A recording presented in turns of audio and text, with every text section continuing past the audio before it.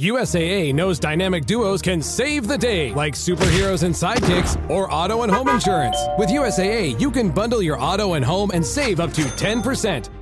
Learn more and get a quote at usaa.com/bundle. Restrictions apply.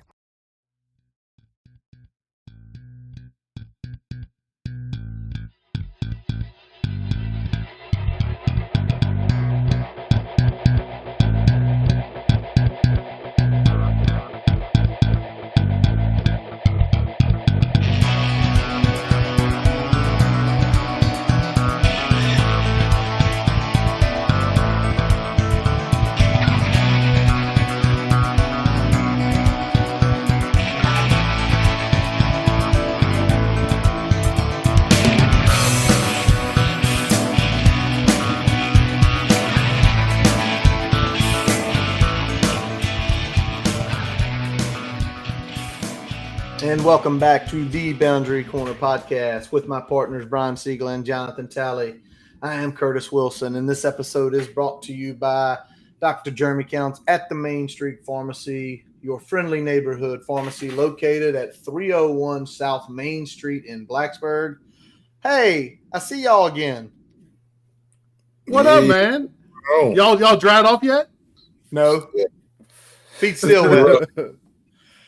So, boys, first of all, regardless of outcome of the game, we're going to get into that. Don't worry. We got a lot of notes. We got a lot of statements we want to make on that. But this weekend, effectively, the entire crew was there. Mm-hmm. Tally drove up from Bama. Me and Siegel kicked in from Richmond, swung by Roanoke, picked up our music man, Jason. And then we effectively we got up with Sheldon. Sheldon's not here tonight. He's working hard. Young man working, making his career. And then finally we got up with Jeremy. We broke bread. We spilled drinks. We told lies. We told stories. And then we went through one of the most insane games I've ever been a part of. Me as well. It definitely was an experience. I've never been a part of a game that was delayed like that. I've had my pull them off the field for a half hour, get back out there and do it again. I've been a part of those. I've not been a part of over 5.5 hour delay due to weather. Don't forget the sideways rain and the hail and the tents getting flipped upside down and twisted like pretzels as well.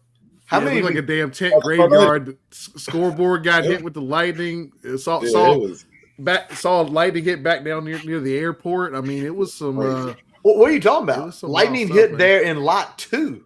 Yeah, we were on south side, the south end zone side, and literally the lightning struck directly in south 2. By the way, for those who are in south end zone, we might have been in the absolute south end zone top floor was probably the absolute worst spot to wait out that storm in. Tally was smart.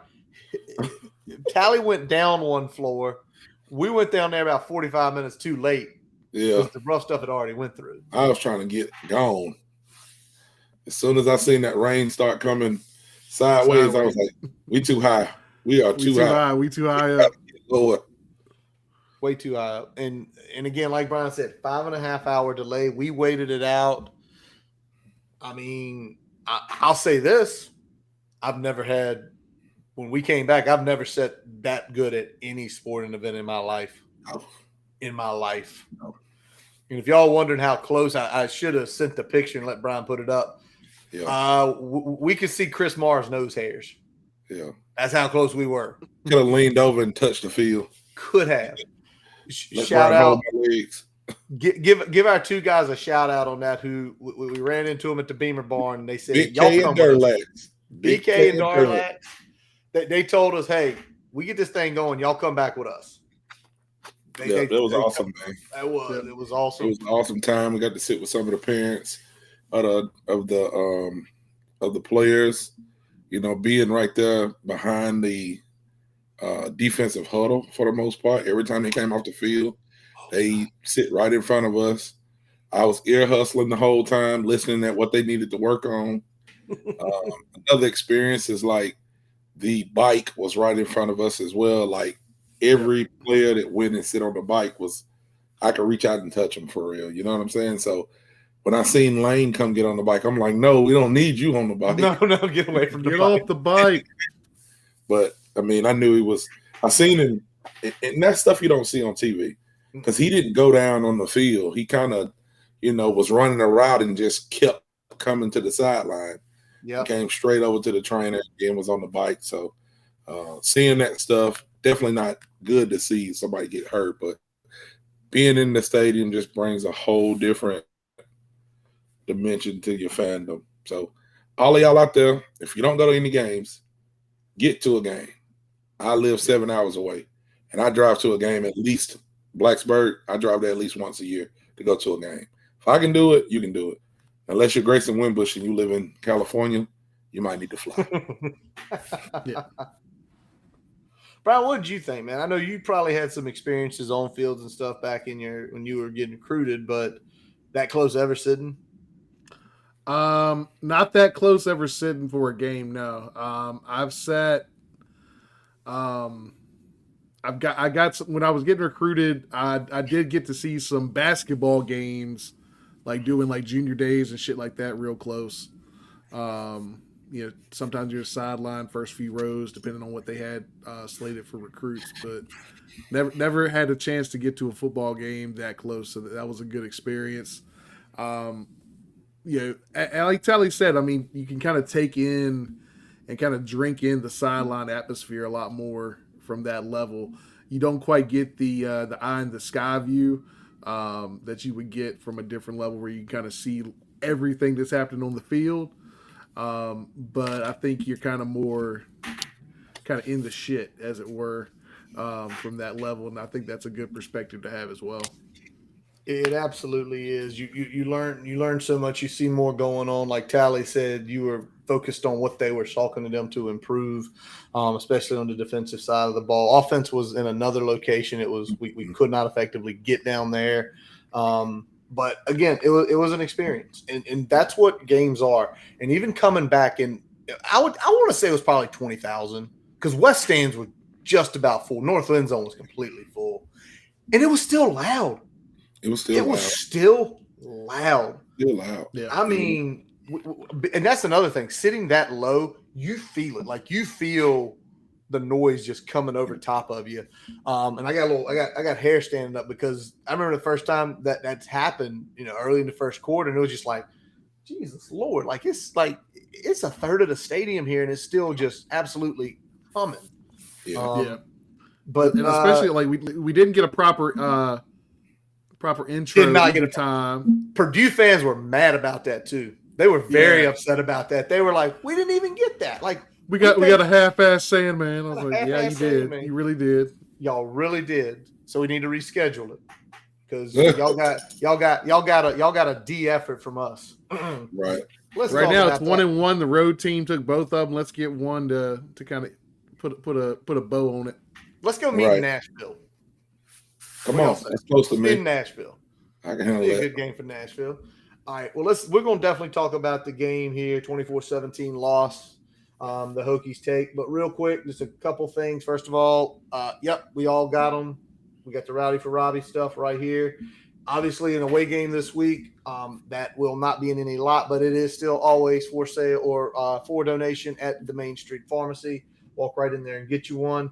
But let's start with some of the bad news. And probably the worst news was the injury to Ollie Jennings. He is definitely out this week. As we were walking in Lot 4 back into Lane Stadium, we saw him on the golf cart with the boot. And it sucks. It sucks for that kid in so many different ways. Right. Yeah. He was a great kid. I mean, he was you looked like he was hitting his stride, man. He full of energy, and then to go down the way he did, getting rolled up on, I mean, it's nothing that nobody can prevent. You know what I'm saying? It's kind of like the weather. If that's what the Lord say happening, that's what's happening. He was doing everything right. It's not like he was hanging. Sometimes people get rolled up on piles just standing there. He was downfield blocking, 20 yards down the field. He's trying to get his man a block and block. He's rolled up on and ankle injury. So we just, sending prayers out for him that Absolutely. His health is good, and as well as his mental health, because it takes an athlete down, man, when they get injured, and they've been so hyped and waiting for this, and he had his great first game, 2 touchdowns, and then you go into the second game, you're amped, and it's like the second play, and you go out. So yeah, it definitely sucks. Yeah, I mean, it definitely sucks because, I mean, you saw the potential that he had in this offense in the first week. And, you feel like that was only going to grow as the season went on. You get more comfortable in the offense, more comfortable with guys around you. So him being kind of our biggest threat offensively definitely hurts, but also, you feel for the kid because, he's not only trying to go out with the bang here, but also trying to, take some steps for the next level as well. So, hopefully he can get back on the field as quick as he can and still put out something like that so he can, turn that piece of it around as well. Yeah, and I go back to what we saw after the ODU game and having all the family up there. It meant a lot to him to come to Tech. You can tell it genuinely meant a lot. It meant a lot for his family because it's a 3-hour drive. It's a 3-hour drive. It's where so many people that they probably grew up with have gone to, and it really stinks. So, like you said, Tally, prayers for a speedy recovery for the mental part of it. Although, when we hollered at him, we hope you do feel better, man. He was, he hollered back. That's always he was in good spirits. He was in good spirits, and that's always a good thing. But that ain't the only injury. Jalen Lane, we already mentioned that a little bit, seeing him on the bike. Burgos got banged up. Wright got banged up. Peoples is banged up. Yeah. Y'all know we were talking about making our predictions. You know what? We talked about where's the floor. Who'd you say? Who'd I miss? Wells is banged up too. Wells is banged up. Yeah. We got a lot of people banged up, and we talk about the floor as you start taking people out. I mean, let's hope that some of it's just early week and they're just being cautious with them. Right. But man, that was a rough game. Yeah, I mean, bodies kept dropping, man, as we went along, and it wasn't just like, a guy here, a guy there. I mean, it's guys that took some big steps this year that we were, counting on to make plays, right? So I mean, Burgos has been out there making plays. Yeah. Obviously, Lane making some big plays out there. Obviously, Jennings going down early, that hurt the momentum. That definitely, if we'd have continued playing, I think with that kind of looming over us in real time, I think it could have gotten ugly because I feel like Jenkins got hurt like that first defensive play of the game as well. First defensive play. Yeah, he did come back. He came back, and then Jennings was out too. Second play on offense. So, I mean, I feel like right away we had a bunch of gut check injuries that, if not for the weather pause, I think could have really snowballed on us a little bit more than it did. So, but guys still questionable this week. I'm hoping we see Lane. I'm hoping we see Burgos in particular. I feel like those two are probably the biggest factor this week overall.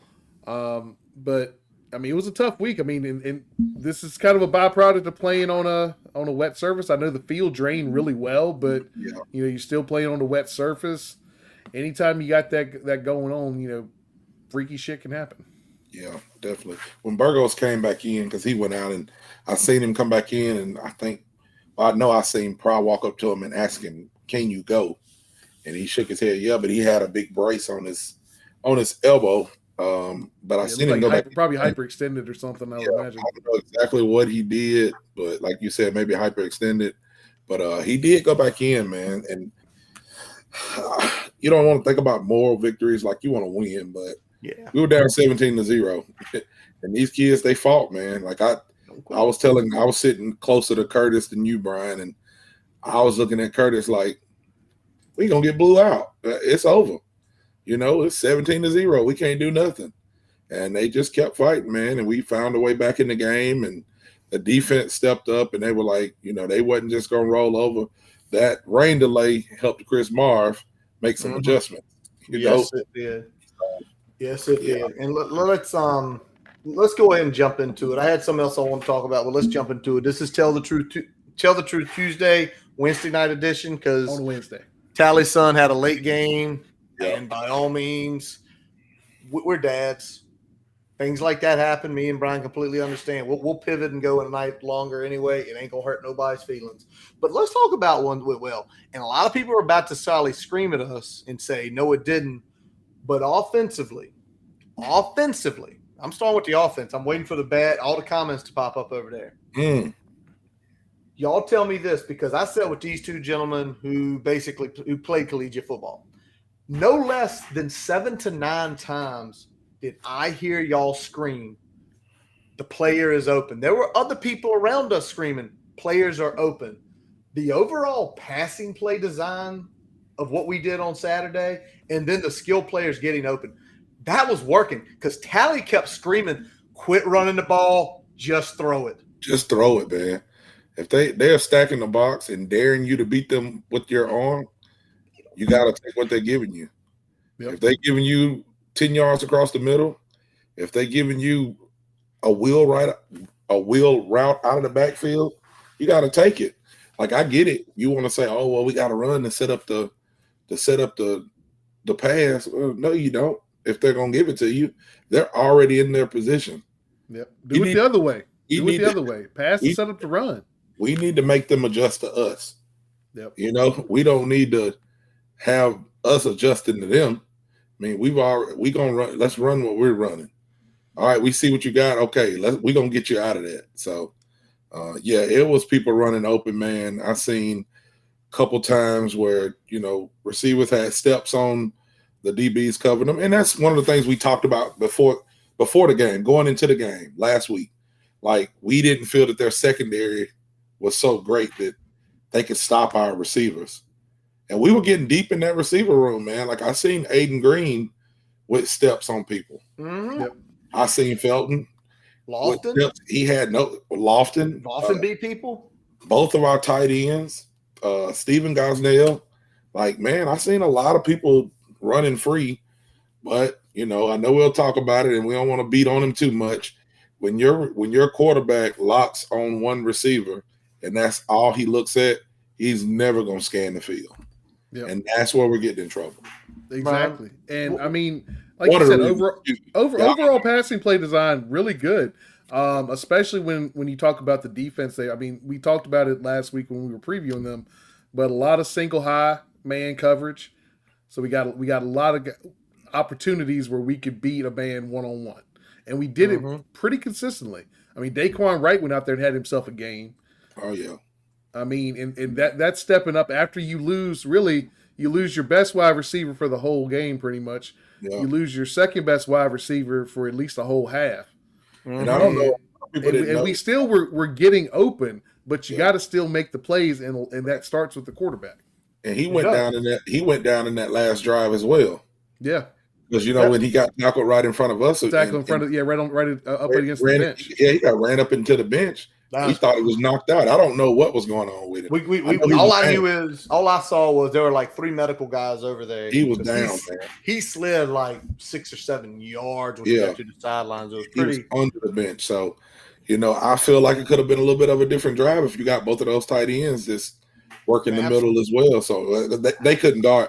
If you go look at the game, you go look at the stats, nobody on that team could guard. He was a matchup nightmare. A sophomore tight end doing work like that was good. No one could guard our receivers or the pass play schemes.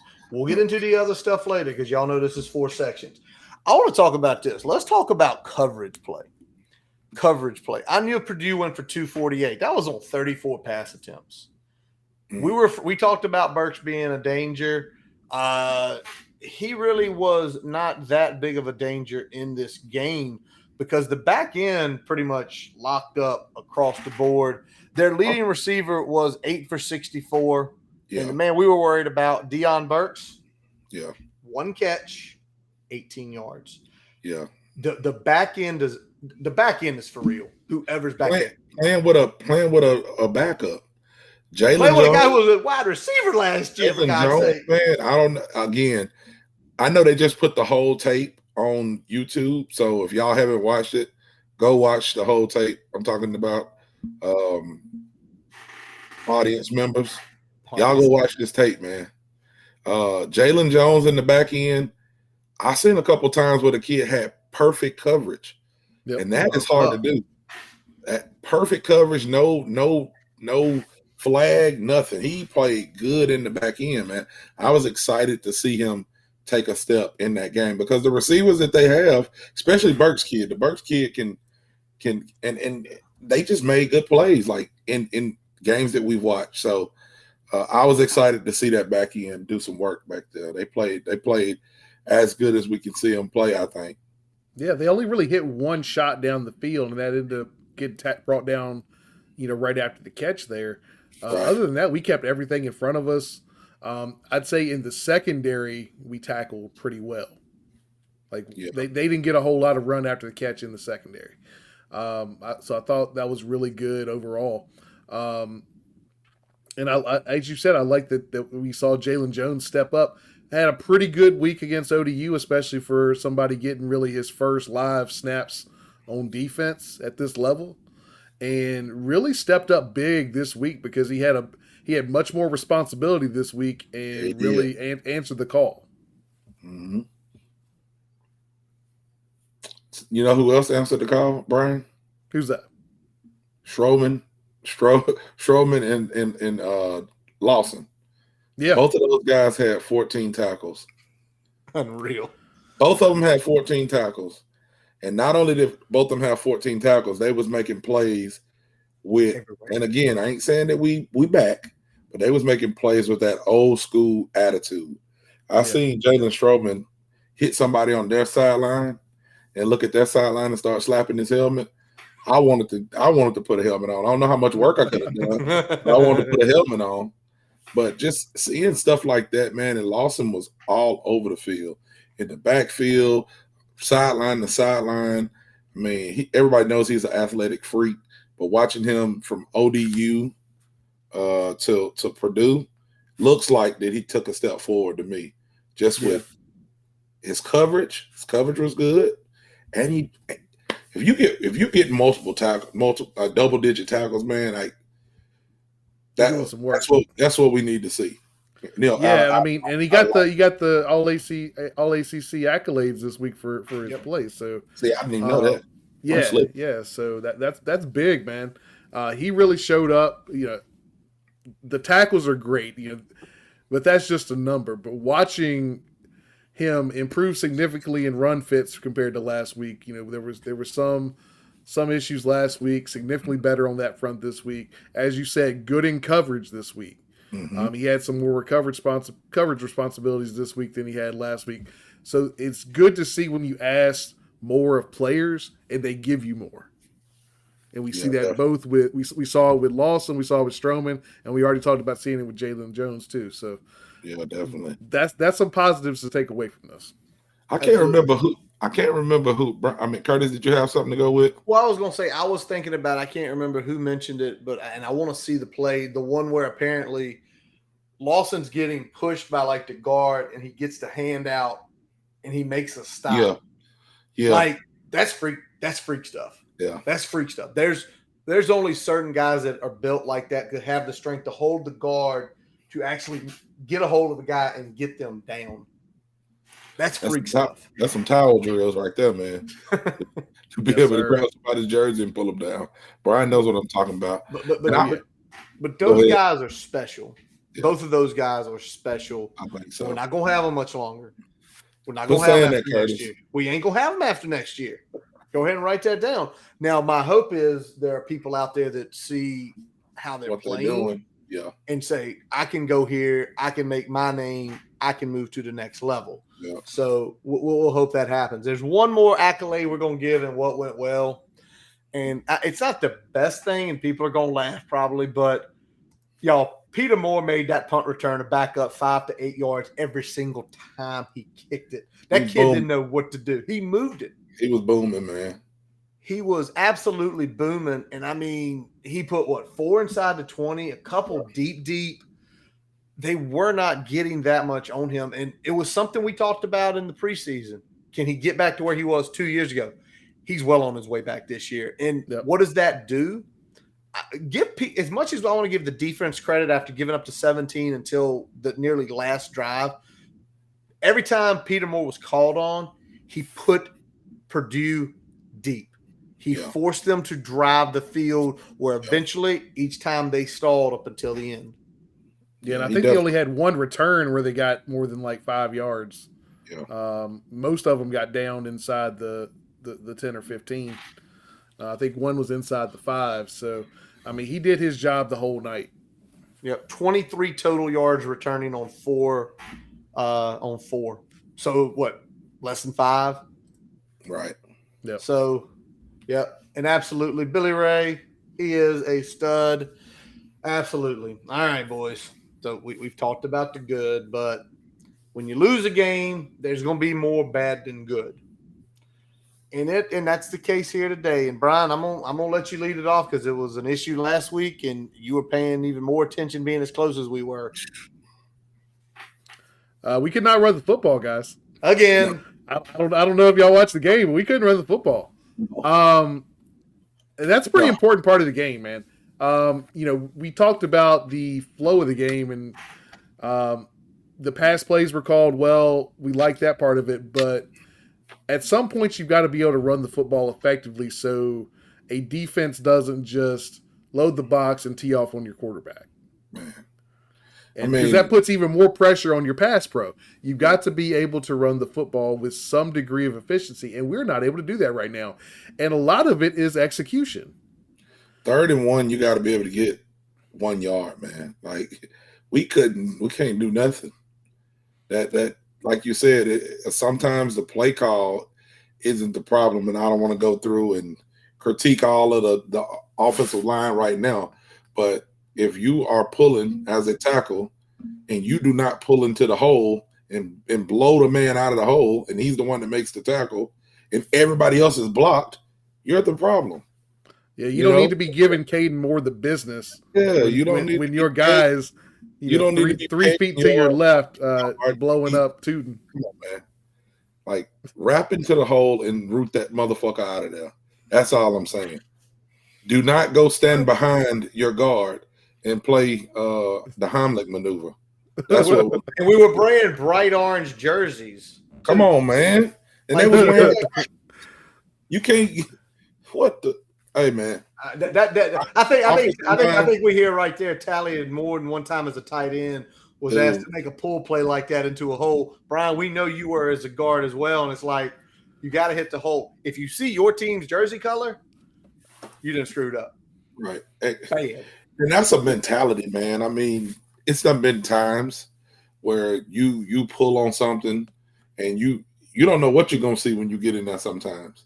Yeah. But guess what? Sometimes the defender don't know what they're gonna see either. So as an offensive lineman, when you're pulling, like some offensive linemen, just that's their bread and butter because they got quick feet. They can get their shoulders turned, or they can get the hips moving, and they can get in the hole and they're low enough where when you see them, it's too late. So some offensive linemen make their money on pulling plays. They also don't let their eyes twist up their feet. Yeah, like exactly. A lot of times, when people are pulling, if you're trusting your eyes too much, it can tie up your feet. If you're trusting your muscle memory but not using your eyes, you can end up in the wrong spot. This is just you got to be able to do both. You got to be able to trust your eyes and see what's happening in real time. The play you're referencing, though, I mean, that was blocked as drawn up. Yeah, there really wasn't a question of where you should be. You should know what the fuck you're doing on that. I'm gonna simplify this just a little bit for everybody who's watching, because it's been all kind of speculation all week, and we've been talking about the game. I seen a clip of Wyatt Teller, and they said Wyatt Teller drove his man 20 yards, and everybody says, "Oh, that's cool. Oh, okay." This is what I want you to do to think about what Wyatt Teller did. People that's here watching. Go fill your trash can up. I don't know. My trash day is on Tuesdays. Fill your trash can up. And instead of using the wheels to roll it down on the front part that doesn't have the wheels. That's still not a defensive lineman. He took the defensive lineman that is in front of him, and he pushed him down the field 20 to 25 yards. And then put him on his ass. You want to know why he did that? One, because he's strong. That he is very strong. But number two is because he is a mean motherfucker. Mhm. You gotta be mean to play offensive line. You can be nice off the field. You can go to church and you can thank God on Sundays or on Saturdays, whatever. If you're 7 day Adventist, I don't know what you are. You can pray when you're not on the field. But when you get on the field, you gotta be mean. You gotta be able to say the person that is lined up in front of me or whoever I can put my hat on that doesn't have the jersey that I have on, I want to inflict pain. I just don't get that from some of our offensive linemen right now. The other part, though, you mentioned that it's also he knew exactly where he was supposed to be on that run play. Mhm. That's his fit. I'm right here. I find my guy and I take him. And again, we go back to it. That's been the real problem. Not only not a lot of push, but a lot of screw ups and a lot of missteps. So it definitely has to improve. But it was definitely bad on Saturday. Now Yes. I'm gonna stay on the offensive side of the ball, and it's not to be disrespectful because he had a great game against ODU. But what we saw Saturday afternoon and into the night, that was Grant Wells of last year that showed up. That was not the Grant Wells we saw in the first game. And it was the missing wide open players. It was when the pressure was there, it was he wasn't trusting. He was not trusting what was going to happen. And to be honest, it was bad because, I mean, that pick, that pick was still – everybody keeps saying, well, so-and-so ran the wrong route. But the whole thing is that safety hooked up under in that inside zone. When he The leverage wasn't there even if the route was ran properly. Yeah. The jersey He is shouldn't white. have thrown it. He shouldn't have thrown it. He shouldn't have thrown it. The jersey's white.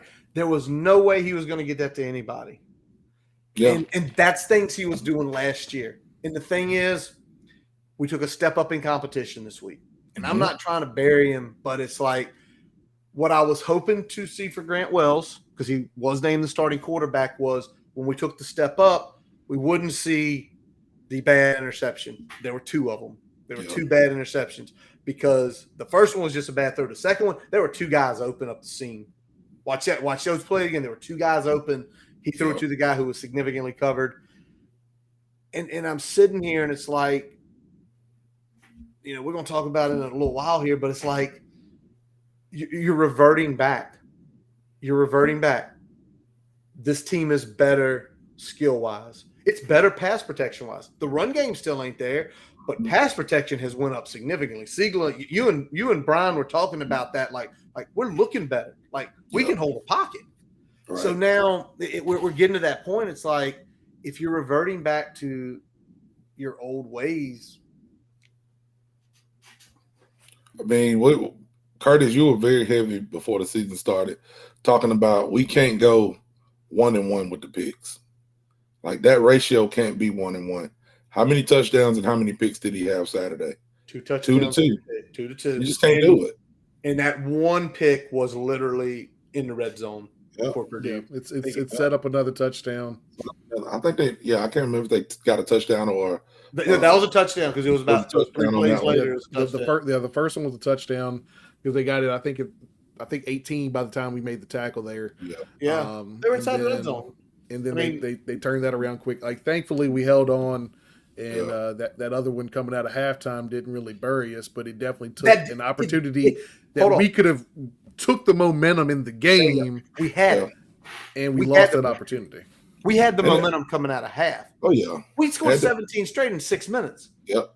And then we get the ball. And we got the ball coming out of half. Got the ball coming out of half. You blew all of your momentum in one fell swoop. One play. Then it became a grind fest the entire third quarter. And then the one that he missed, the second one was a throw to Felton that was high and behind. You know, he's 6'5", man. And you got to understand he's running. Wells has been starting for 4 years. You know what I'm saying? Like, if he was a freshman, I would be like, you know, hey, this is the learning curve for him. Like, he knows. First season starting, even if he wasn't a freshman, like, you know, it's going to be some growing pains, right? We get it, but this is his 4th season starting, man. And you got to know where to put the ball. You know, you got to know what plays cannot be made. You got to know where you are in the game. And I hate to say that we're putting that on him, but you think about what Texas did going down to Alabama and Tuscaloosa. that is a hard place to win. And Texas' quarterback, the Quinn kid, again, it's different skill level, of course. I understand that. But they were playing against a different skill level as well than we are. Yes, they were. But he goes down there, man, and you just got to have some nuts about you. And when the game time comes, when it comes time to win the game, like y'all will see when we go to our picks, I picked Texas to win because last year he gave them all they could handle till he got hurt. Till he got hurt. When he got hurt, it was over. This year he came back. He was coming back for blood, and I feel like Wells just doesn't have that little bit of last umph about him. Like, hey, last year y'all counted me out. I did everything I needed to do to be the starter this year. I did everything to be the captain this year. I'm gonna carry this team to win. I didn't see him getting in people's ass on the sideline. I didn't see him rallying his troops. It was just like he just came and kind of stood by himself. Threw a pick. Fuck. That's it. That's what we get. So, again, I don't want to stay on him because people think I hate Grant Wells, and I really don't. I think he's a good kid. Yeah, I think he's a good guy. I just think the limitations are what they are. And right now, the limitations of what we need, it's not going to go. I need more aggression than Starbucks. In some locations, absolutely. Some people will throw an elbow at you. I'm going to call Gaskins Road, baby. Gaskins Road, you absolutely. I think the dang gum line will get wrapped around the door in a heartbeat. Two pieces here. I'm going to go to defense next, but I got two pieces I want to kind of put on the coaching. First one, we came out slow again. Both sides of the ball. That shit's got to stop. That shit's got to stop. Yep. And I don't know what the coaches have to do. I don't know what they have to do to get the players jazzed up. I mean, I'll say this. Coming back out of that break, the players seemed more jazzed than they were at the beginning. It was a little different. It was a little different. Especially on defense. Now, game one, they were too jazzed up. Yeah. They were through the roof. So the coaching staff needs to find a happy medium to say even keel. Even keel. Even keel. Not too high, not too low. You got to find that even keel. Shout out to Marty Favret because that was something he always preached. Even keel. Yeah, you gotta have a healthy balance of like chaos and even keelness, I guess you can say. Like you gotta know that when I step on the field and I'm prepared and I know what I'm doing, but it's a fucking football game going on. Yeah, And sometimes we just look like a deer in headlights out there at different positions, But I agree. Took too long to, Where you going? Purdue, they came out the first drive and walked down the field. Firing. They did came out whatever they wanted. Firing. They came out firing. Yep. Now, the other piece I want to talk about, and I think this is one, no one will know the story. Maybe one day we'll have the pleasure of talking with somebody off record or bring them on here. The timing of when they put Kyron Drone in 2.5 minutes left in the fourth quarter. Now, to me, it went bad because the way he looked, if he would have came in the third quarter or even the early part of the fourth quarter, we might have got a couple scores because up to that point, we had 5 drives. Y'all know how many yards we had in 5 drives? Probably 30. 63. Not as bad as you think. It felt like 30. One drive in less than 2 minutes, he put 49 on the board. One drive, 49 yards. It's the same players. There was exactly.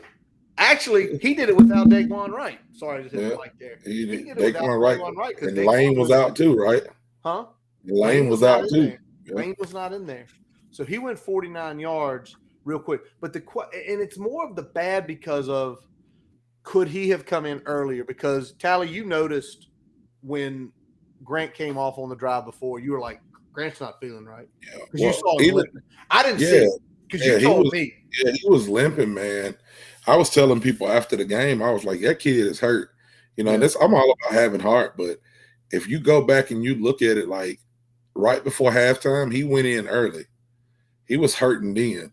And I don't know if it just, got worse or he had got it taped and the tape started coming loose or what. I don't know what was going on, but more and more in that second half, man, he was hurt. And I think that's part of the reason why when he threw that pick coming out of halftime, he couldn't push. You know, he couldn't push off of his back foot or his back ankle. So again, not trying to make excuses for him, but when we're talking about the timing of Kyron Drones going in, I mean, essentially, I'm not the coach, but essentially, you got a 0-0 game and you got the ball. And if you got a kid that's hurt, you know, or even if you don't think he's that hurt, you're all right, you the captain, you ready to go? Yes, sir, I can go. And you go in and throw a pick. No, you need to sit down for a minute. Let's figure out what's going on with you. Let's see what we got. Your body. Like, there is no, it's going to be pressure, but that pressure is a lot different than going in down 7 with 2 minutes to go. So well, when I knew it was something a little bit off was when he climbed the pocket that one time and there was 20 yards of green grass in front of him, and he reset like he was going to try to throw it, and then like half-ass was able to try to get a few yards there. And I was like, something's not right there. Yeah, he found the defender. It's what he did. The whole thing is, you talk about 20 yards. We're at what, the 42? You're inside the 20 there. Yeah, you're in field goal range. You're taking the lead. And I 100% believe we take the lead there, that game's over. We had scored the last 17. We had pretty much the momentum. Our defense was pretty jacked.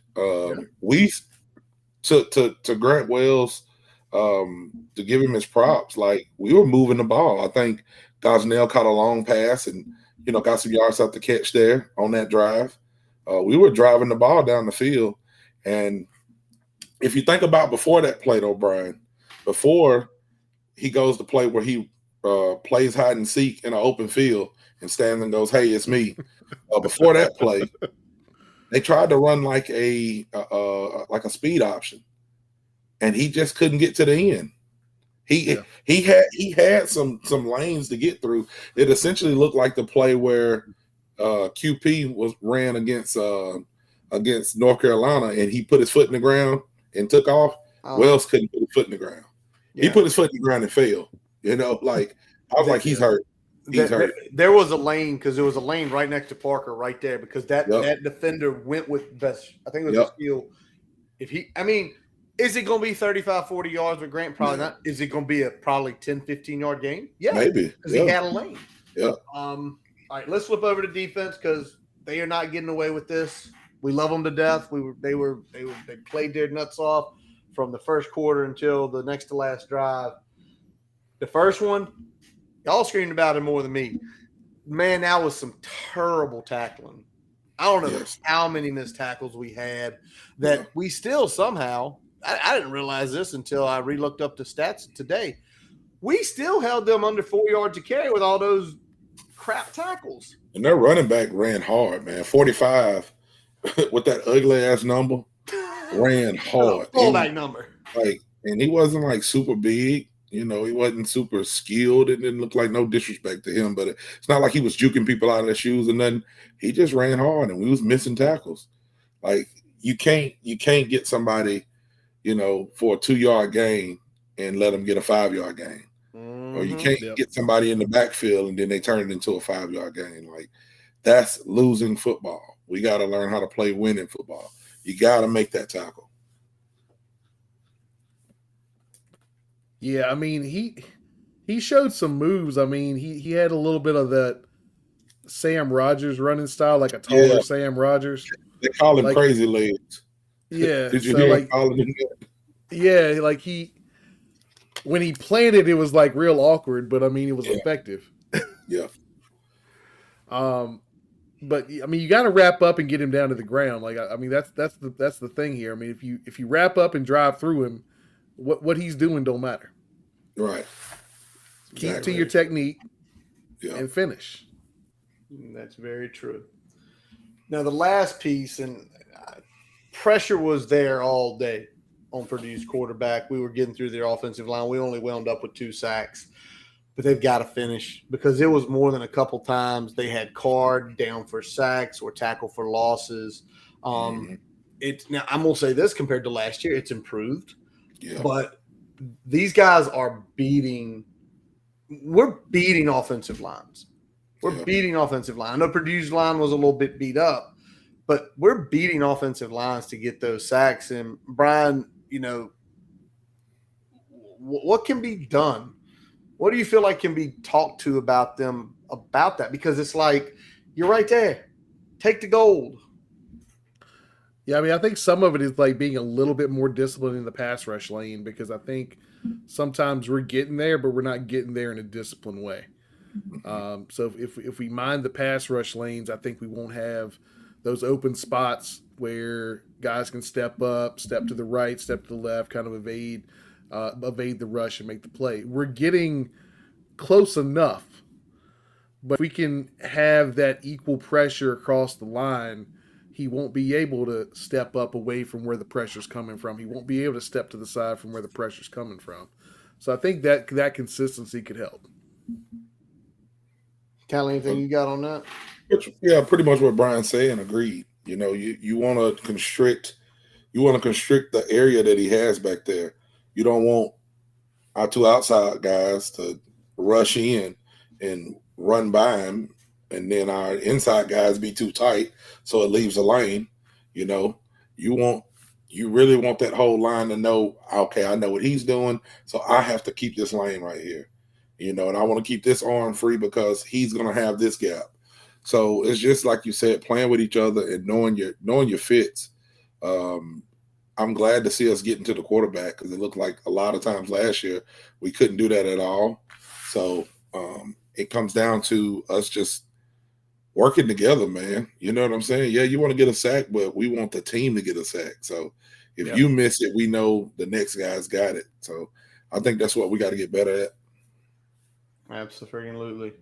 All right, so there's all that went bad. I don't know how long that segment went compared to the previous segment. It was longer, in my opinion, because we kept talking.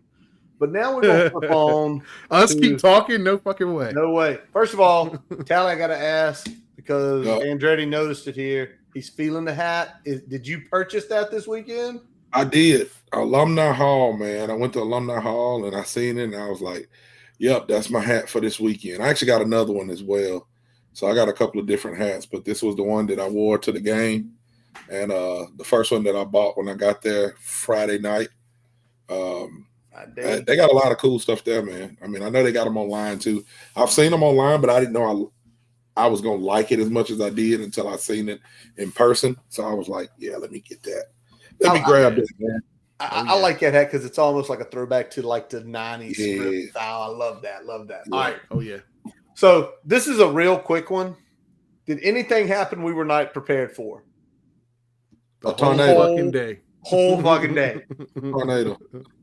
No more. I mean, I'm not saying anything because everything that happened then happened to the kids on the field. Yeah. The whole day. Yeah. It was a lot. It was a lot going on. Oh my God. Well, you know what I'm saying? When we're sitting around, we're trying to figure out, because it's like Tally got a 7-hour drive back to Alabama, and he's like, man, if I'm gonna make it to Bristol tonight, I need to at least like leave by 10, maybe 9. Yeah. We're sitting here like, if we want to get back to Richmond before 2-3 in the morning, like, this is what time are we gonna kick? So we're all around, all different sorts of places. It was the entire day, and you could only think about what was going through the kids. So usually this one will be better, but for Saturday, whole day, nobody was prepared for all that stuff that happened. No, it was a lot, man. It was a lot. And then it's just being – your mindset is, I'm getting there. You know, we've all been to games. I'm getting there. I'm going to tailgate a little bit. I'm going to go in the game. I'm going to watch a game. I'm going to holler at my boys. Then I'm going to head home. None of that happened that way. It was like you got there, you got ready to play. It started raining. You didn't know what to do. You get pushed out into the under the bleachers, and the police is coming through saying you got to leave, you got to get out. And we like, no, we're not going out in that. I ain't going in that. Oh my God! The entire day was nuts. And then sitting around looking at Curtis and Brian like, what do we do? Do we wait and see? Well, it's going to be updated at 3. It's going to be updated at 3:30. It's going to be updated at 4. Are they going to start at 7? It's like, we just didn't know, man. But through all that, I can say, like, it was an awesome day. through all of that, even though we lost, like it was awesome to be in Blacksburg. It was awesome to get the seats we had.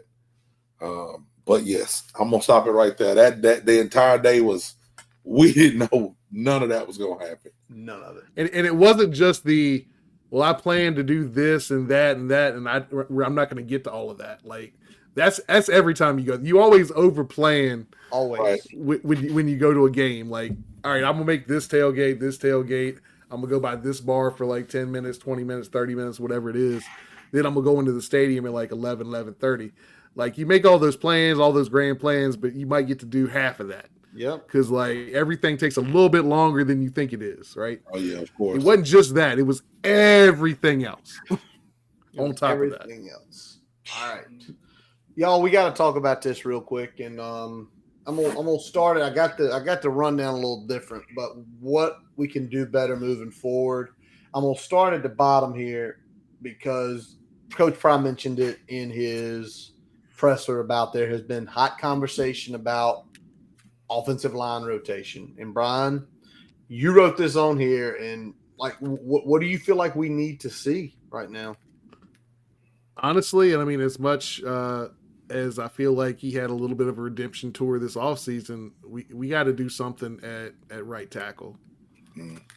Because as decent of strides as he's made to at least get back from a PFF standpoint in the ballpark of where he was at 2 years ago with pass pro, it's still regression in the run blocking, and it's not just the physicality piece of it.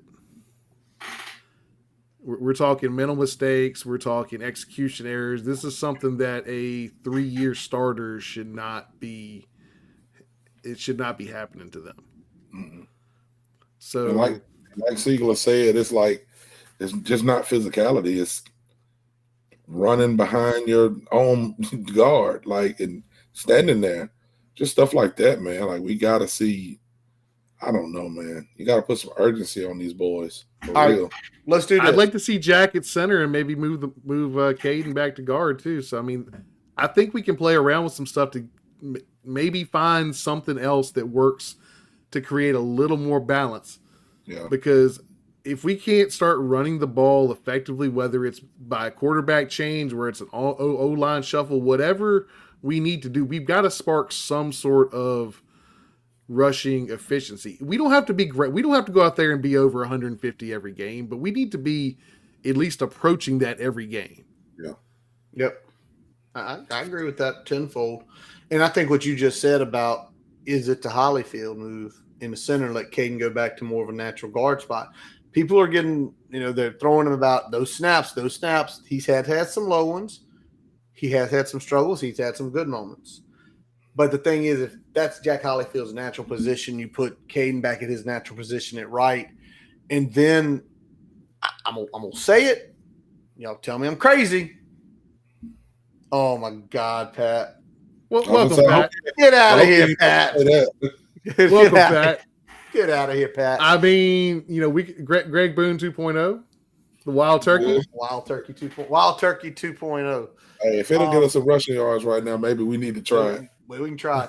But what I think also, if you kick Caden Moore back out to right guard, do you try Brody Meadows? Because I think the times we've seen Brody on the field, Brody does have a little nasty streak to him.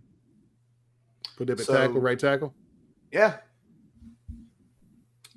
Again, the thing So all you're saying is we got to try something. We got to try shit. You got to try something. Because what we doing, it ain't working. All right.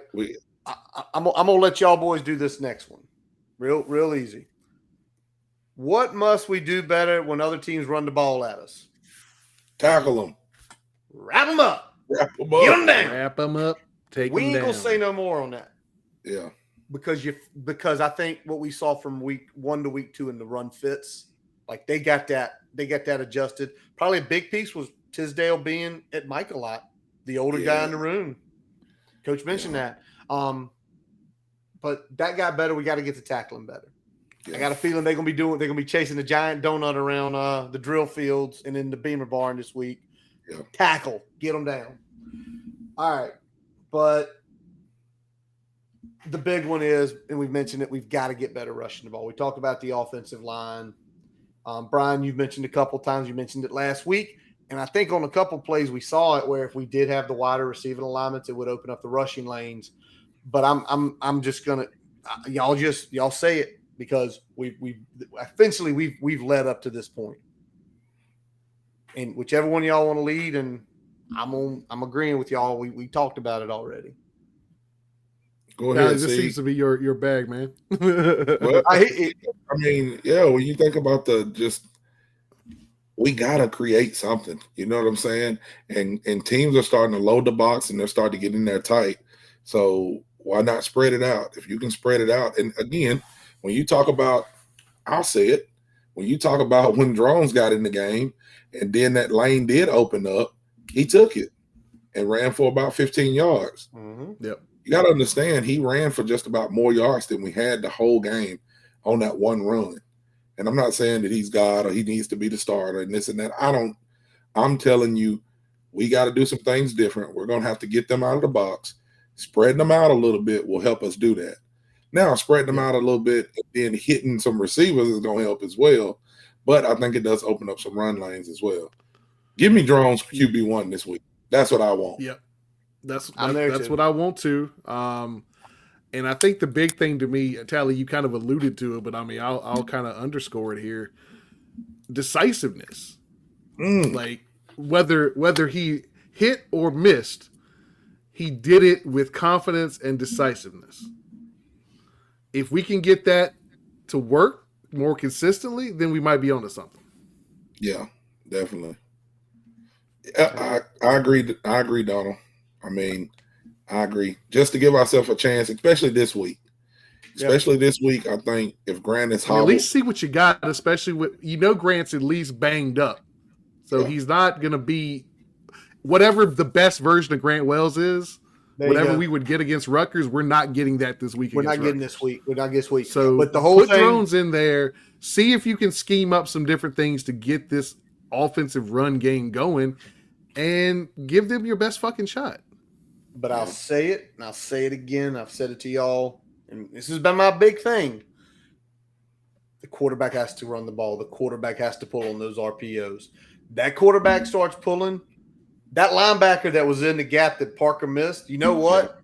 He might be taking side steps, and the next thing you know, Bashiel's actually got a lane to still go to.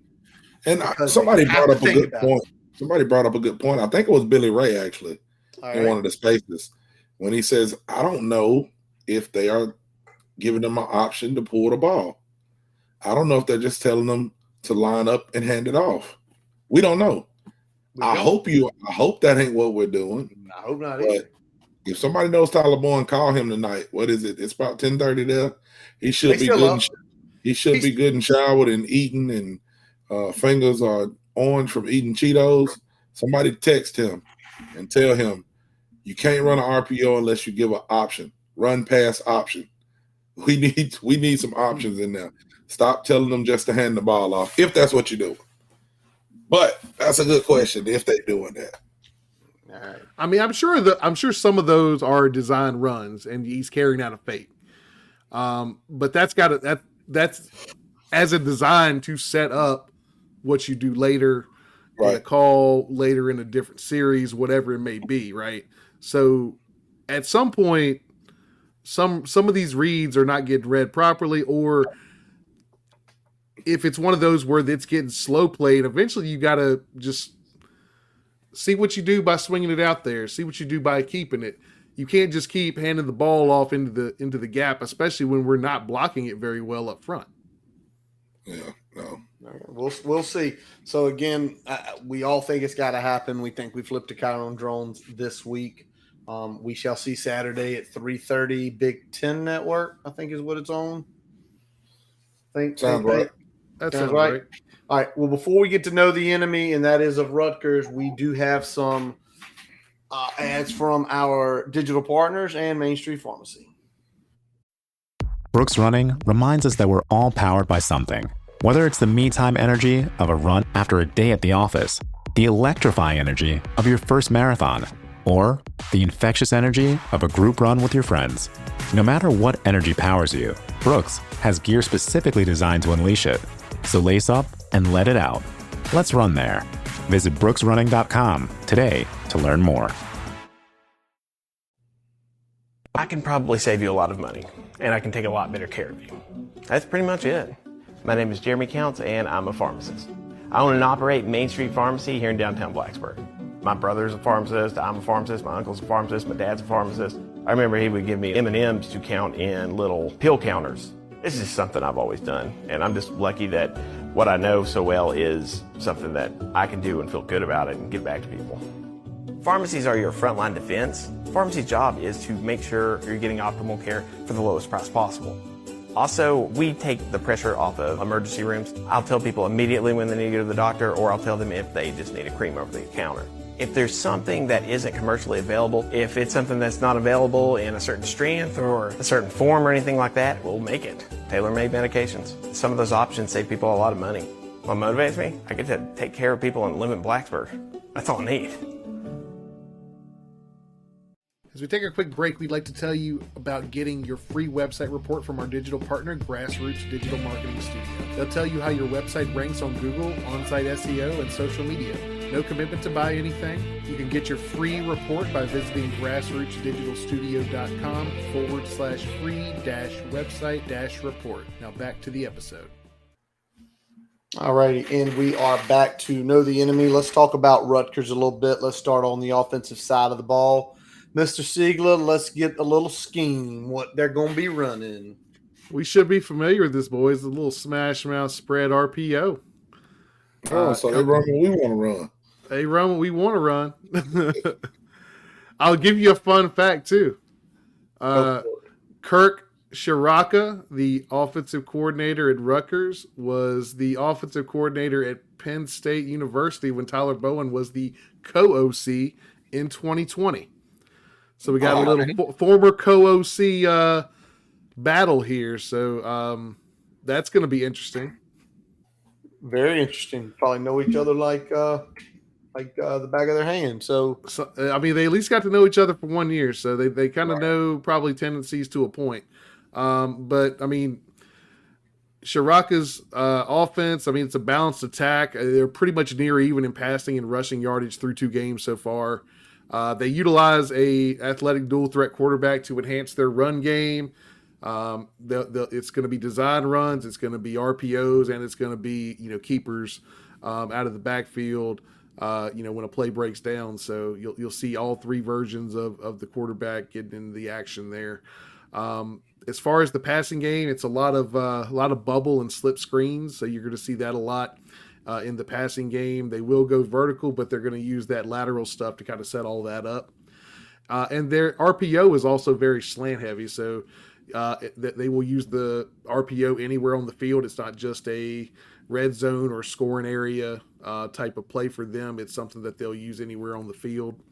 And it's very, very much slant heavy. They don't run a whole lot of other variations of the RPO in that offense. So Tyler, don't let them come out and run our shit better than us and beat us this weekend. All right. Come on, man. Let's get some nuts together today or this weekend. Going into talking about the enemy a little bit, I'll go first. Just introducing their running back. Looks like he is a junior. Number 5, Kyle Monaga. I guess that's his last name. I think it's Mananga. I'm not sure. Mananga. Yeah. Something crazy, but anyway. Guess what, Tally? I butchered more names on this program than anybody. Yeah. Time it won't be the last. Yeah, Curtis and butchering names is like this, man. You good? I watched him, man. They use him a little bit out of the backfield. He is about a 5'9", 200 pound, or about a 205, 210 running back. Class of 2020, a Don Briscoe prep product. He was a low 3-star, about an 82. Offers from Rutgers, Air Force, Army, and Buffalo. Looks like the only offers that he had coming out of high school. He's got about 200 yards this year, averaging about, I think, 214, something like that. He's averaging about 5 yards a carry, and he is catching the ball out of the backfield as well. So, might have my hands full with him. Just them using him in a couple of different ways. What you got on him, Sieg? Yeah, man. I mean, he's a running back, runs with good balance. I mean, you talked about his kind of credentials there. This is a classic Shiano development type project that's really turned into a pretty solid playmaker. He'll shake off tackles if you don't wrap, kind of like we saw with Maccabee. So expect a little bit more of that. Got to wrap up, bring down. Good vision and patience at the point of attack, which you need that in the smash mouth spread there, especially with the RPO elements thrown in there. And he's used in the passing game, like Tally, you alluded to, mostly on kind of swings and wheels. There's not a ton else. It's usually going to be something on the perimeter, or they'll slip him out of the backfield a little bit. But they're not throwing screens to him. All the screens are pretty much exclusively to the wideouts. Yeah, and I will say his long this year is about 25 yards, so he's not a super burner, but they are using him as their primary back to get those tough yards. Well, they're using them what they're supposed to use them for. If you told us right now 5 looks great, you told us 4 right now, we'd be the happiest fan base in the country. Oh, yeah, 4 yards to carry, let's give it to us.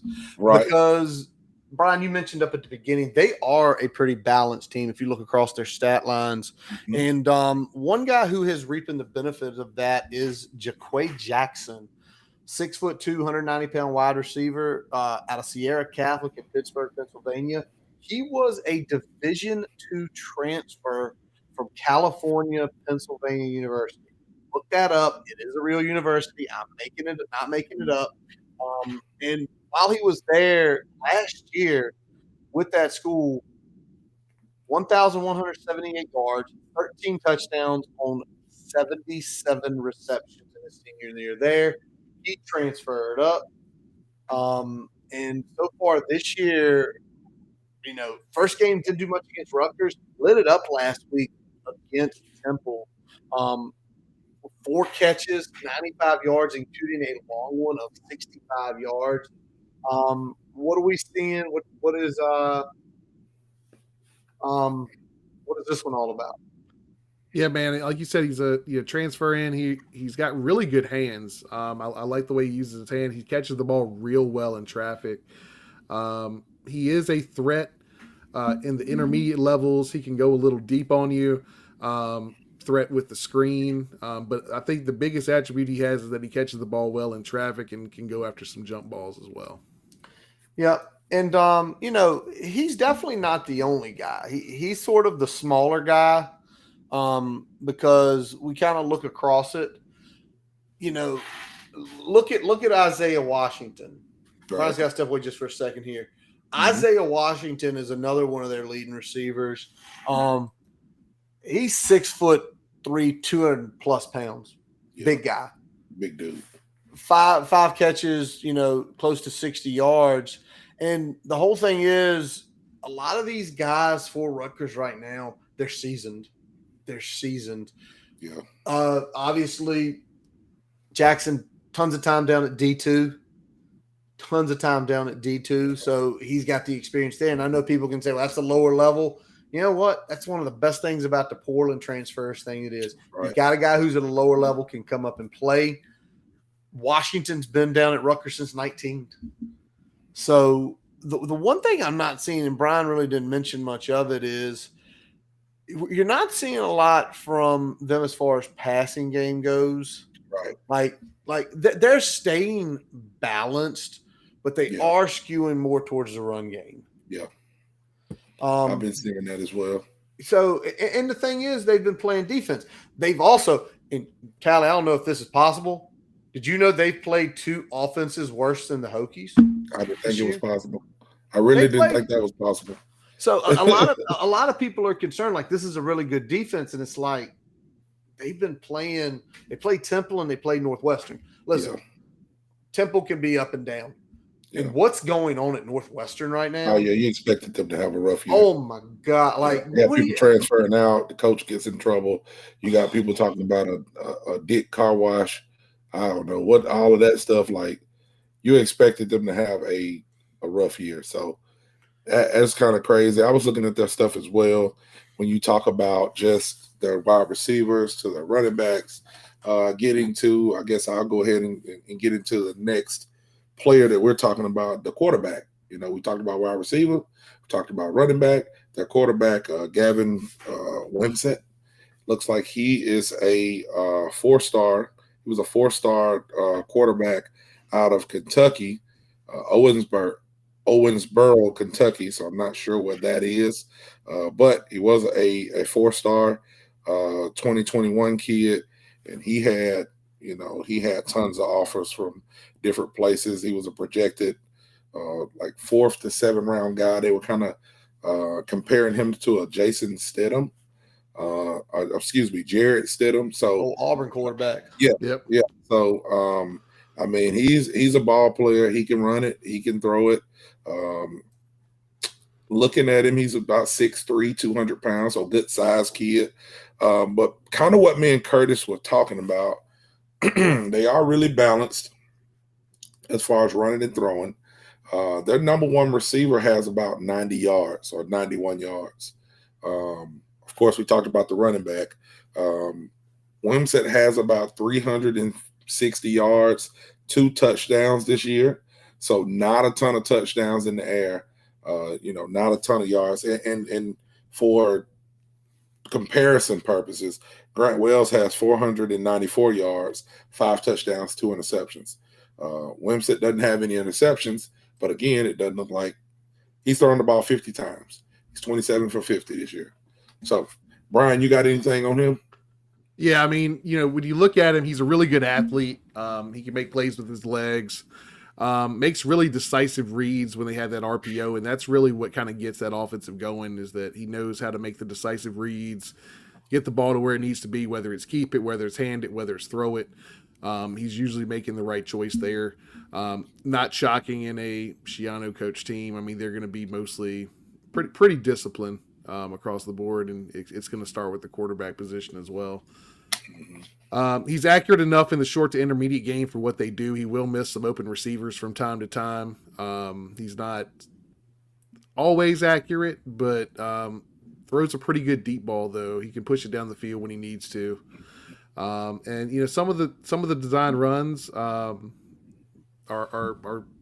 drawn up for him, but most of his yards are going to be off the RPO and the scrambles. It's not going to be necessarily something that's designed specifically for him to rush the ball. Well, and as soon as he said it, Tally, I kind of sunk, because it's that he's a quarterback that makes decisive decisions in the RPO.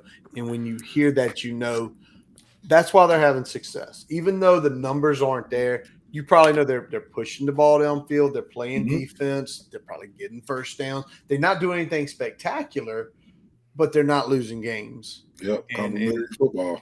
And complimentary football. Oh, my goodness. Well, let's flip over. Let's talk to the last piece, as we always do, and let's talk about the offensive line.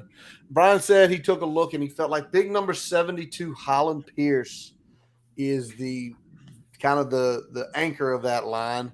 6'8", 230 pounds. Boys, he was 6'8", 320 coming out of high school just a couple years ago. Guess how many offers he had? 33. 0. He did the Blutarski. 0.0 offers other than Rutgers. That was it. He went down to Fuma for a year, transferred back in. And now, Brian, what is he doing on that offensive line, and what do they look like? He's their right tackle. He's probably overall the best player from a balance perspective, pass versus run. He doesn't really have a weakness. He's not necessarily elite. You wouldn't call him an elite right tackle, but he is very solid in both aspects there. Overall for the line, I mean, they're slightly better than Purdue. They're not a significantly big jump, but they're more disciplined and sound than Purdue was. You're not going to get a big mistake from them like you would against Purdue or an ODU. Overall, solid rushing attack, and they will allow some penetration on those run plays, though. So we do have a chance to pitch them for some negative plays. And that's going to be important, getting them behind the sticks and making Wimpson have to throw from the pocket a little bit more and not be able to kind of attack us with the RPO as much. And, we talk about pressures. They've only allowed a sack on Wimpson once this year, but he's been pressured a ton. So if we can keep that up and keep the consistent pressure that we've seen so far, even though we didn't necessarily get home a lot against Purdue, if we can keep that pressure consistent, that's going to make it a little more difficult for him. There's one concern I have about that, Brian, and that is going to be we're going to have to stay in our lanes, because obviously, Tally, you mentioned a kid getting that many offers and that athletic, he's going to break contain and he's going to go upfield. Yeah. And he's athletic enough to get not Hudson Card got 5-6 yards a couple times. Yeah. It's going to be 25-30. Yeah. Brian, let me ask both y'all this, because Callie, you read up on him, looked at a little tape. Brian, you obviously looked at a little more tape too. Are we going to have to spy him with somebody? Would you? I think you have to on obvious passing downs. I don't think you spy him every play, but you spy him on obvious passing downs. Yeah, because he's a threat to pick up the first down with his legs. I'm more scared of his legs than his arm. Now, he can beat you with his arm, but I'm more scared in those long yardage situations of, a guy drops back, he hits a good pass that's open. You can live with that. What you hate is having really good coverage and then the quarterback break contain and get a first down on a 3rd and long, because that pisses you off, that frustrates you. I know they're both first downs, but it doesn't seem to hurt as bad from a mentality standpoint of a defense when you do all the things right and they still get a first down, versus when you kind of let something slip by and all of a sudden the guy takes off and he gets the first down with his legs. Right. Absolutely. All right, well, that's the offense and some names to know and things to look for. Let's flip over to the defense. And, Brian, what we got scheme-wise going on here? This one's kind of familiar, too. We got a 4-2-5 with a true nickel package. Well, Shiano, though. Shiano's done that for years, so that doesn't shock me. That doesn't shock you at all.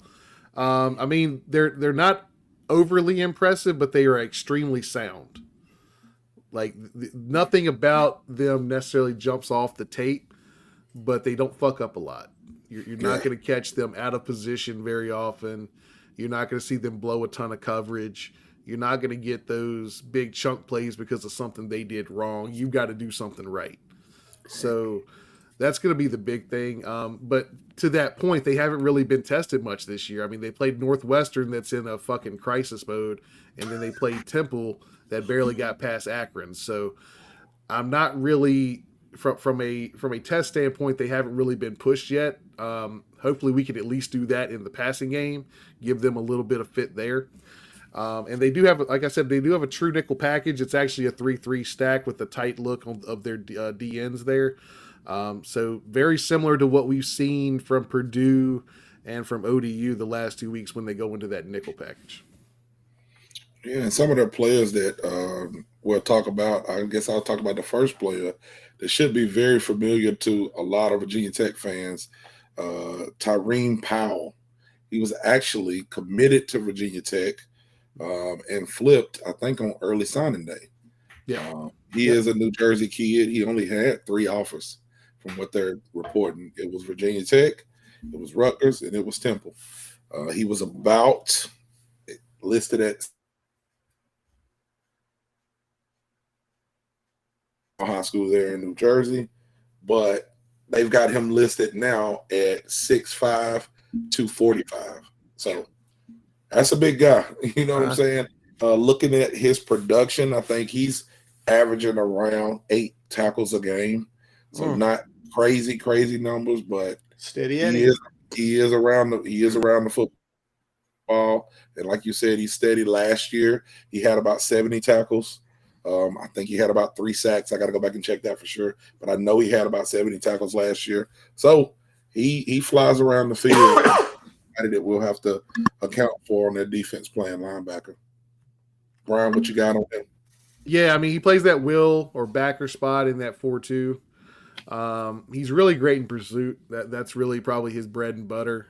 Sometimes he does lose coverage responsibility, contain responsibility because of that overzealousness to kind of get in that pursuit angle. Really good gap discipline in the run game. So if it's not a contained position, he does a good job of getting his fits on the interior there, making plays at the line of scrimmage. And they will occasionally bring him on pressure, sometimes up the middle, sometimes off the edge. So he is a pretty proficient pass rusher as well from that blitzing linebacker position. So kind of hurts you in a lot of different ways, but again, kind of like the defense, not elite, but pretty sound and a good ball player overall. Yeah, definitely. Awesome. Well, let's go from the linebacker room. Let's go up to the defensive line, because someone that just looking around, looking at his background, kind of stood out to me was Renee Conga. Renee Conga, a 2020 commit from Canada. He was considered the best high school prospect in Canada when he came out. 6'4", about 290 pounds. And this season, not looking everything, but sometimes when you don't see a lot of stats, but you see something like he's already got a forced fumble, he's got a sack, another tackle for loss, a total of 5 tackles.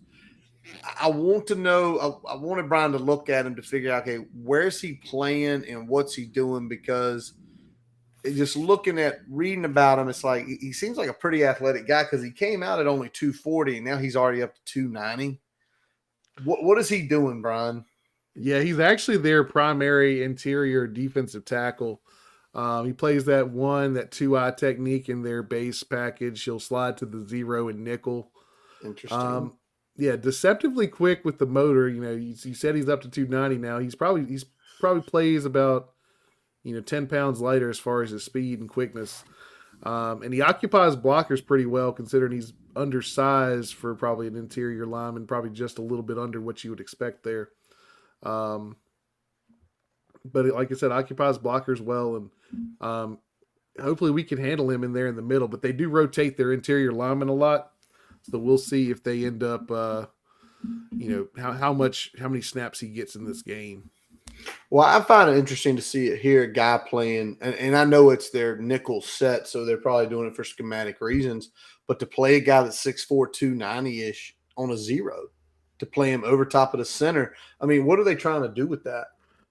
Yeah, I mean, they're not going to the nickel unless they're trying to get after the passer.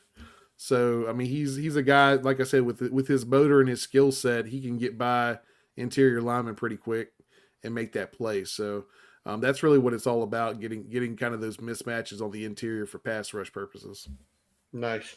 All right, we'll look at one additional guy on the defensive side of the ball, and that is the defensive back, Flip Dixon. Flip Dixon, also known as Michael Dixon if you're trying to look him up. He was an original commit to Minnesota. He was ranked an 87 as he came out of high school, ranked as an 87 when he hit the portal, transferring from Minnesota over to Rutgers.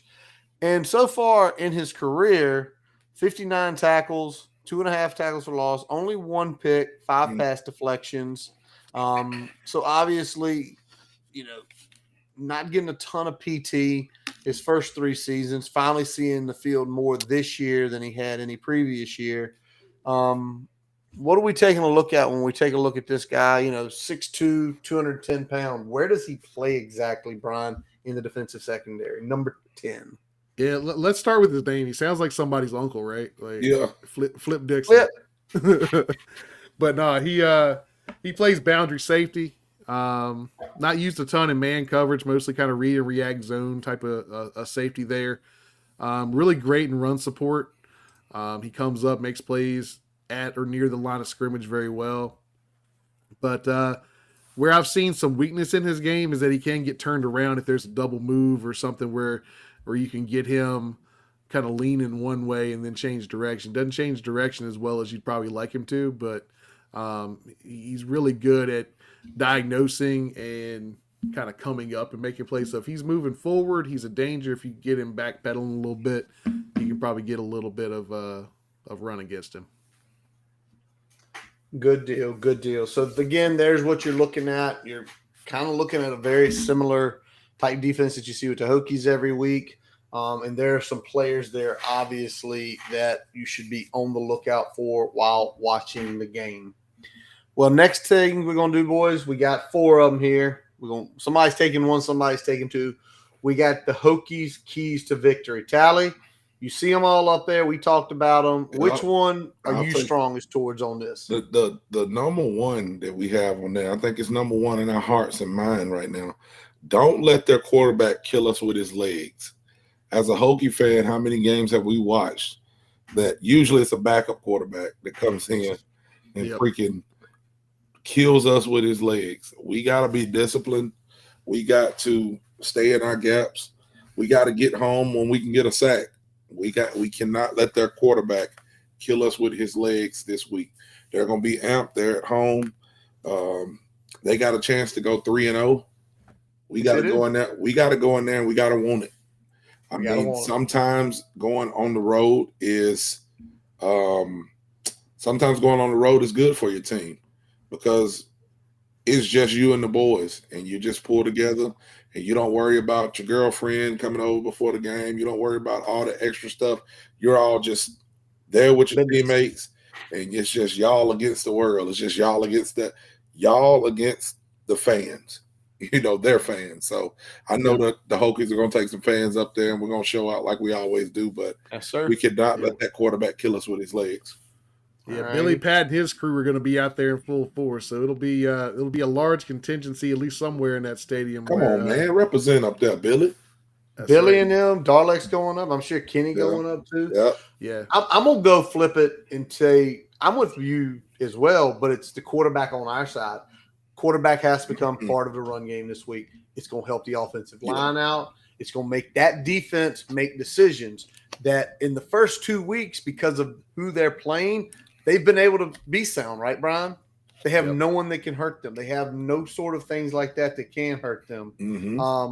So I think it's that. Billy, we know you're going to represent up there, man. We know Billy's going to be leading the cheers, screaming his lungs out. But we get that quarterback running game going, you're going to see this offense look different. You're going to see the line play better, and love it. We got to do it. We got to do it. Brian, we'll let you wrap up with 2, man. What's the first one? Yeah, I'm going to say this. We didn't tackle great last week, so this is a team that runs. They run the ball pretty well. They run a lot of screens. You got to stay disciplined. You got to tackle well. Yeah. If you don't do those 2 things, it's going to be a long day. Yeah. All right. And I'm going to wrap this up with kind of something a little bit similar. We're going to just flip it back, like Curtis said, to the other side of the ball. We got to use scheme. We got to use quick passes to supplement the run game, essentially turning pass plays into run plays. Yeah. Get the ball into the hands of the receivers, into the hands of the running back quickly in the passing game. Let them make some plays in space. Spread this defense out a little bit so there will be at least a little bit of room to maneuver in the middle of that defense.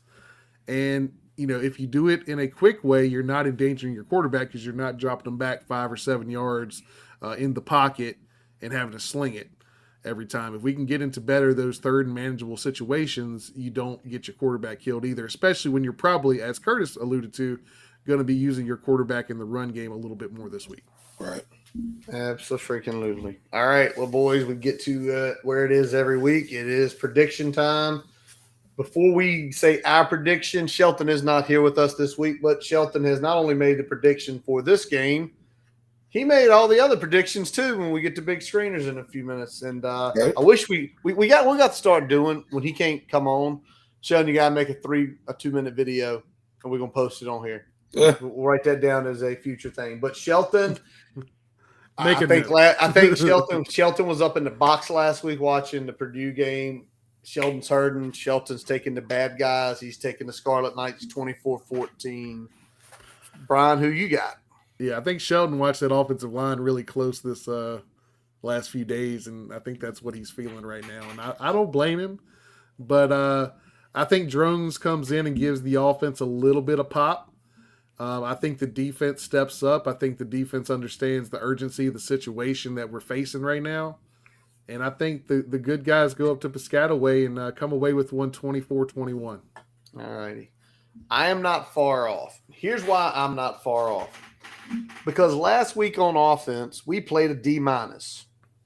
Almost failed. We still within one touchdown. Last week, we played a C, maybe C- defensive game. We didn't get home. We missed some tackles. We let screwed up things happen.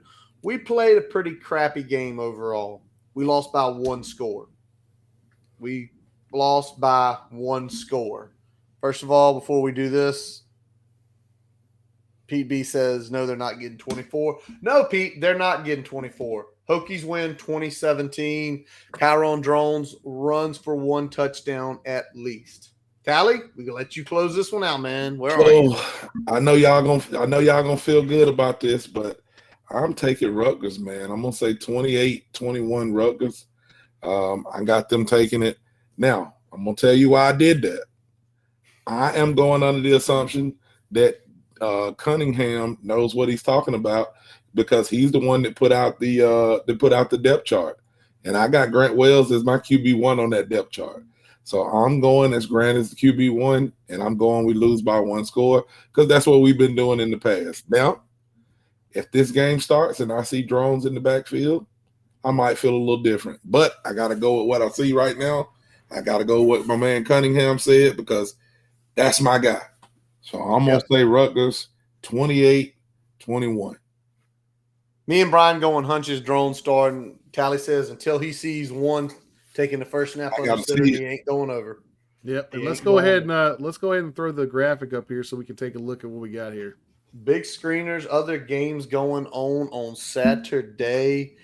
I can't wait. By the way, Tally, I'm heading over to Siegel's house Saturday afternoon. Me, the wife, the kids. He's gonna grill us some burgers. He gonna, we gonna watch the game. We gonna have a lot of good fun.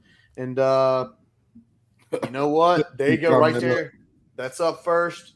But the first game we're going to take a look at, Brian, is Brian's big screener of the week because after he kicks me out of his house, probably about 7 because that's when the kid's going to crash, he's going to be turning on NBC Saturday Night Football, Purdue versus Syracuse. Brian, who are you taking in this game? Someone we're going to play later or someone you've already seen on the field? You know what? I was rolling this one back and forth. I think this is a pretty even matchup, just like I think, the matchup last week was. I've got the Boilermakers by that much. So give me Purdue. Tally, who you got on this one? Purdue or you got the Cuse? I got the Boilermakers, man. I'm kind of with Brian on this. I think the Boilermakers is going to pull this one off. You think the Boilermakers going to pull it off? All righty. I get to go next. I don't think they are.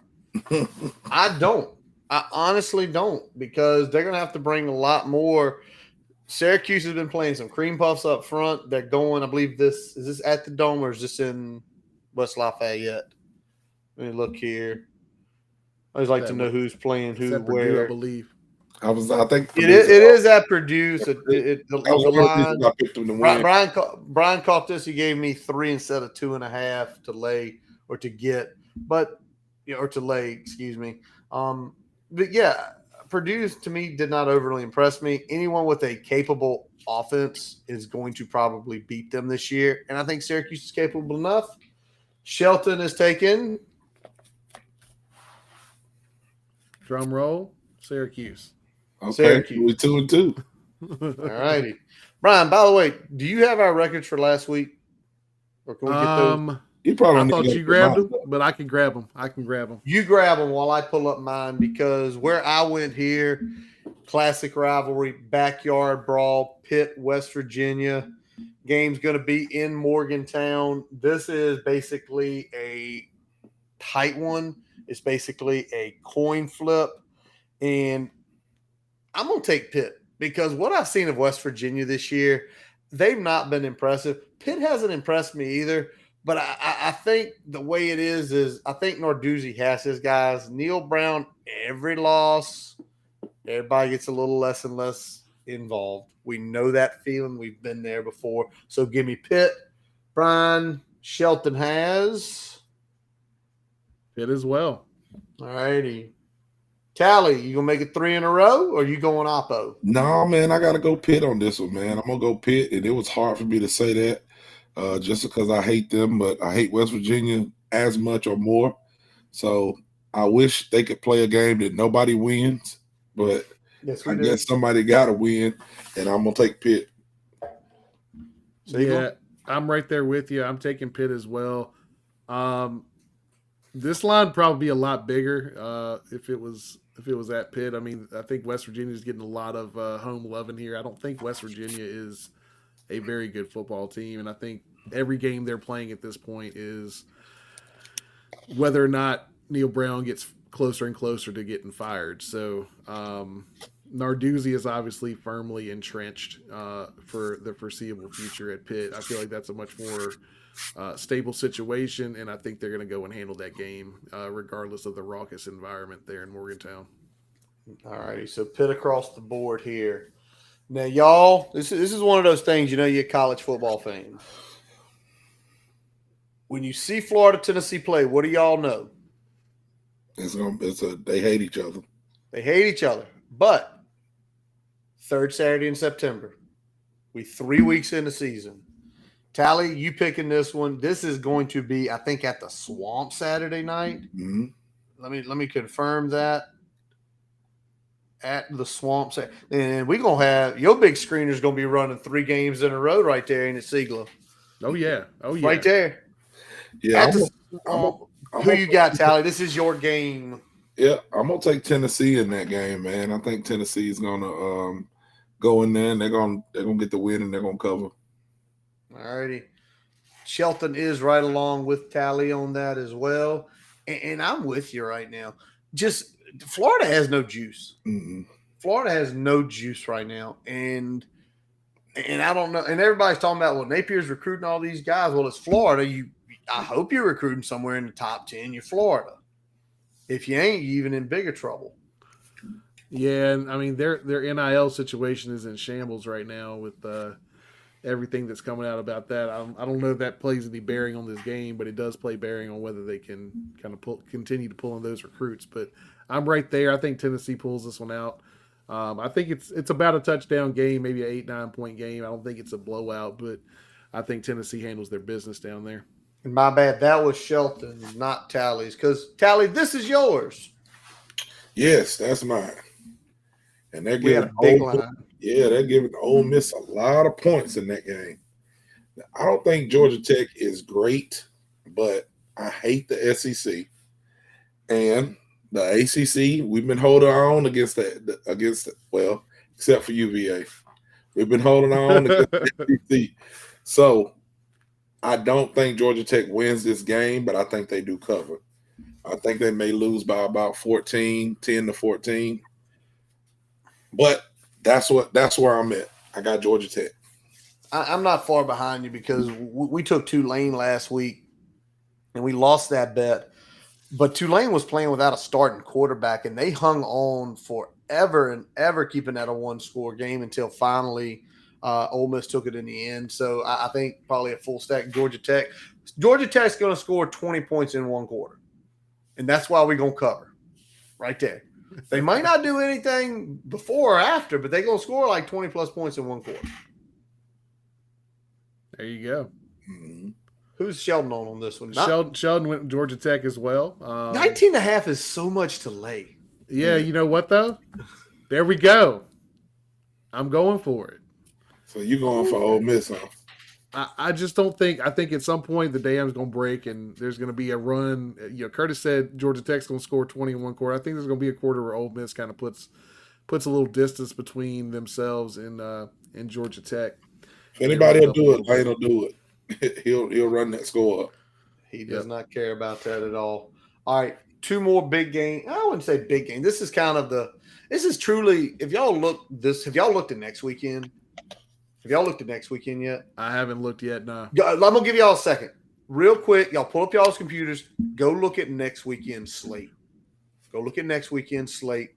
Week 4, college football. We're a month in. Go look at next weekend's top 25 slate. Yeah, we're rolling pretty good. Oklahoma, Cincy. Colorado, Oregon, Mississippi. Ole Miss and Alabama. Arkansas, LSU, Utah, Texas, Baylor, UCLA, Notre Dame, Ohio State, Penn State, Iowa, Clemson, FSU. I mean, there UNC Pitt and nothing to sneeze at in the ACC. Notice it next week is like an appetizer course this week. Next week's insane. And I think my kids are playing both in the middle of the day playing fall ball. Yeah, I mean this week's slate is a little bit underwhelming, especially after last week. Oh yeah, 100%. But there are a couple interesting ones here. And there's interesting games. There's not marquee games, but there's interesting games. There's good matchups, even if you're not getting that marquee, two ranked opponents or you got to look at a West, like Curtis, you picked West Virginia Pitt because there's history there. There's not a ton of accolades currently right now, but there's definitely the history there that you can fall back on. All right, well, let's go to one of those ones that's it's an interconference or an interconference matchup. ACC, Big Ten, Minnesota, North Carolina. Minnesota is 2-0. They've given up 8 points a game, but they're only scoring 19 points a game. Brian, who are you taking on this one? I got the Tar Heels. I think they got a scare last week, and I think that kind of woke their asses up a little bit. I think they handled their business this week against Minnesota. Tally, you up next. Who you got? Man, I got to go UNC, man. I got to go UNC when it's hard for me to bet against they've got a really good quarterback, besides whatever else they have. When you have a really good quarterback, it can do a lot of stuff for your team. So I got to go UNC. Yep, it's a home game. If it was maybe up in Minnesota, I'd think about taking the points. But in this case, I personally think Carolina's going to absolutely blow the doors off Minnesota. If you told me this was 12.5, I would take 12.5. So give me Carolina as well. Shelton is the outlier here. He likes Minnesota. Shelton likes to row the boat, clearly. Shelton, you ain't here to defend yourself, so we're gonna put some things on your name. Row the boat. All right, one last one. Big 12 SEC matchup. Mizzou at K-State. I think both teams are 2-0, if I am not mistaken. They are. They are both 2-0. But Missouri played somebody like week one that was not a good team. And I remember watching this, how in the world? Oh, here you go. They played South Dakota. That was a game pretty much until that was not a game, but they struggled with Middle Tennessee State last week. Yeah. Struggled. So, Tally, who are you taking in this one? Man, I got to go K-State. I told y'all I hate the SEC. Billy, you said that's big boy ball. I said that's little balls football. I'm going K-State, man. I think they're going to K-State's always got a pretty tough program. They play hard. They're playing at home. All jokes aside, it's an early game. So I'm going to take K-State in that game. All righty. Siegler? Yeah, it's got to be K-State. K-State looks like a solid team this year. Mizzou 2-0, but that's a fraudulent looking 2-0 with the outcome against Middle Tennessee, and then only getting by South Dakota 35-10. So not overly impressive there either. So give me Kansas State.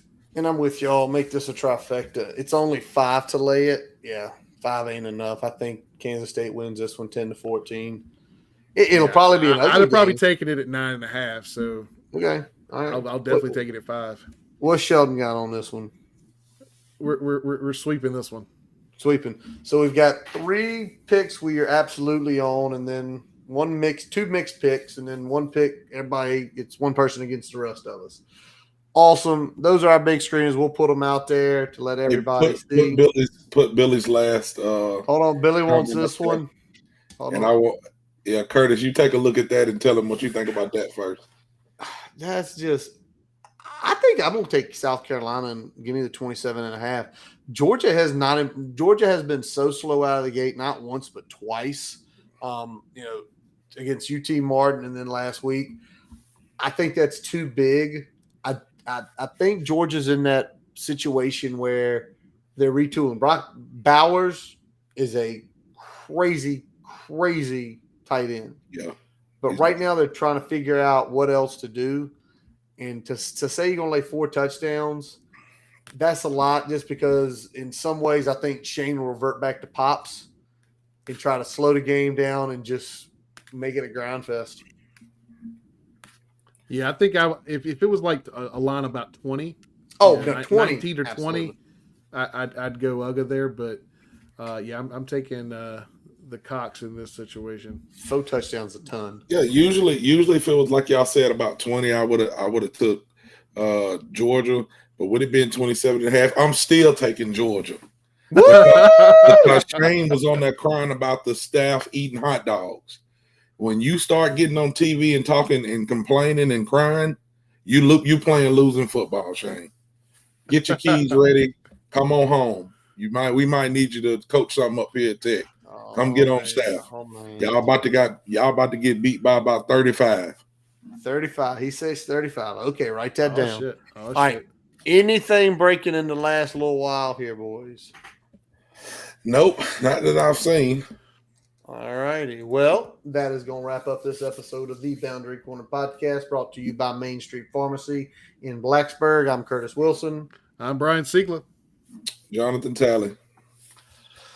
Visit our website, boundarycornervt.com, to listen to all of our episodes. Check out the merchandise top at the Boundary Corner store. While you're there, don't forget to follow us on Twitter. Over 2,300 followers. Thank y'all for getting us right there. Facebook, we don't have a lot of y'all. Add us so you can easily stream the episodes live every week. Instagram, we're going to try to get the collective pictures we took together this weekend together and get them on Instagram. We'll see how that works. Well, listen, I think what I saw Saturday is we are 3 people. Everybody likes to take pictures occasionally, but the moments what I'm just enjoying the moment, man. Damn right. It's the moment every single Soak it in, time. man. Also, YouTube. If you're listening to us on YouTube tonight and you have not subscribed, please subscribe. Not only does it automatically go right to the episode when you click on us, if Brian's pulling reels out for little short takes, please subscribe there. Also, favorite podcast source, Spotify, Amazon, Apple. We are on all of them. As always, we let our buddy Jason Long, who had drinks with us, and actually he texted me twice here tonight and saying we won't talk about Aaron Rodgers and that a podcast rule we had to do that. But he also made a point that he's poured 5 fingers while listening to us of the rye we gave him. There we Brian. go. Whew. Devil ain't gonna teach tomorrow. That's all right. It's Thursday, man. He'll grind through. It's true. It's true. Catch him down at the Grandin Village Farmers Market, 8 to 12 this weekend. And what else? Oh, yeah, Spotify, YouTube, all his stuff, too. Check it out. It links right to the website there, jasonlongmusic.com. As always, we thank you for listening, and let's go. Hokies.